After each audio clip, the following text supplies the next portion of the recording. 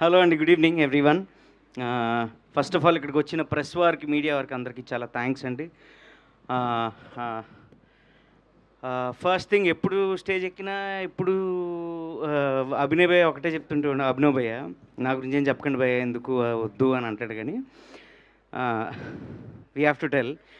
Okay, red puppet productions అండి. So first things first, ఏదో డబ్బులు ఉన్నాయి కాబట్టి మనం సినిమా తీసాము అనే టైప్లో ఉండదండి. ట్రస్ట్ మీ, తర్వాత వచ్చే సినిమాలన్నీ రెడ్ పప్పెట్ ప్రొడక్షన్స్ చేయబోయే సినిమాలు చాలా అద్భుతంగా ఉండబోతున్నాయి. ఎందుకంటే they are very visionary producers అండి. They take care a lot about the script as well. చాలా ఎక్కువ కేర్ తీసుకుంటారు. అండ్ ఎప్పుడు ఎప్పుడు ఎక్కినా ఒకటే, వాళ్ళు ఫుడ్ పెడతారు, వాళ్ళు ఏదో మమ్మల్ని బాగా చూసుకుంటారు, ఇదే చెప్పాల్సి వస్తుంది. ఇది కాదు, ఇంకా చాలా సబ్జెక్ట్ ఉంది. ఆ ప్రొడక్షన్ హౌస్కి ఇట్సెల్ఫ్ చాలా ఎక్కువ సబ్జెక్ట్ ఉంది. సో మీరు తొందరలో చూడబోతారండి, మంచి సినిమాలు తీస్తారు వీళ్ళు. థ్యాంక్ యూ సో మచ్, మమ్మల్ని అందరినీ బాగా చూసుకున్నారు. And Subhash Chandra, the director of this movie.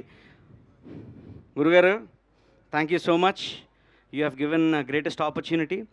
And ఆయన గురించి చెప్పాలంటే 100 షార్ట్ ఫిల్మ్లు అది ఇది అని కాకుండా, the way he handles every one on the set is very important అండి.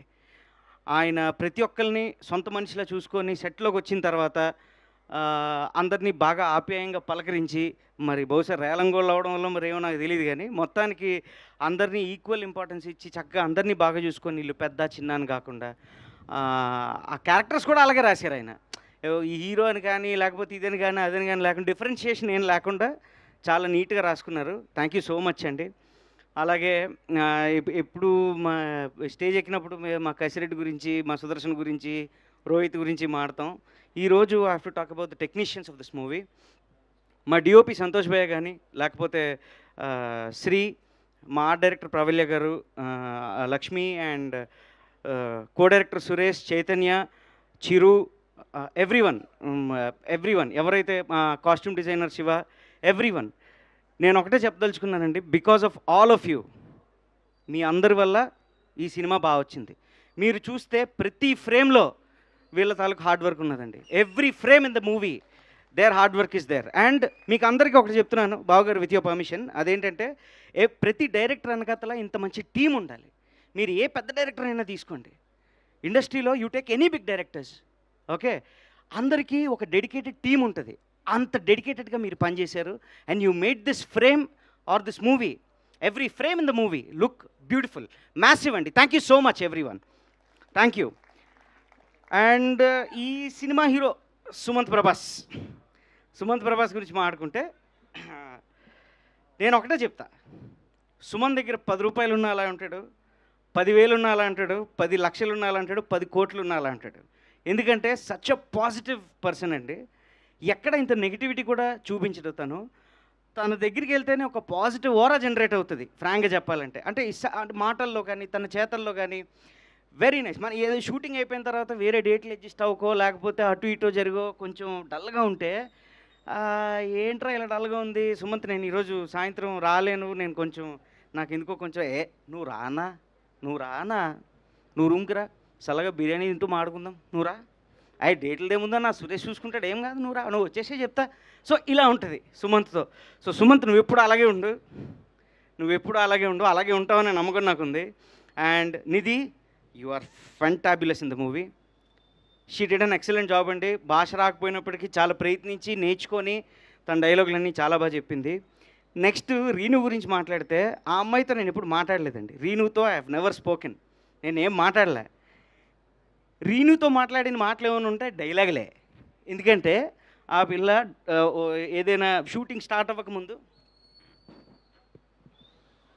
ఇంతే, ఈ ఎక్స్ప్రెషన్ ఒకటే ఉంటుంది. యాక్షన్ అన్న తర్వాత విజృంభించేస్తుంది. ఒకరోజు నాకు తనకు షార్ట్ అవుతున్నప్పుడు ఇంత డైలాగ్ ఇచ్చాడు ఈయన, ఇంత డైలాగ్ రాసి ఇచ్చాడు. ఫట్టా ఫట్టా ఫట్టా ఫట్టా ఫట్టా చెప్పి వెళ్ళిపోయింది.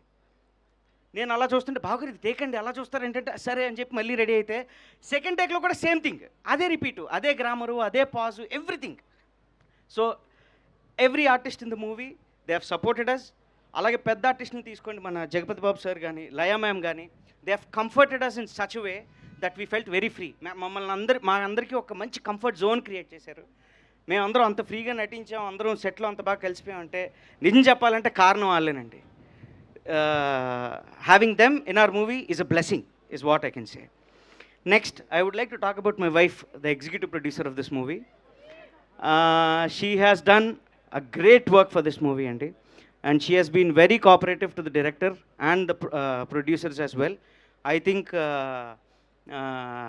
this is a very good milestone for her, and thank you so much, Subhash garu and Abhinav Bhaiya, for giving her an opportunity as well, and thank you so much for giving me an opportunity as well.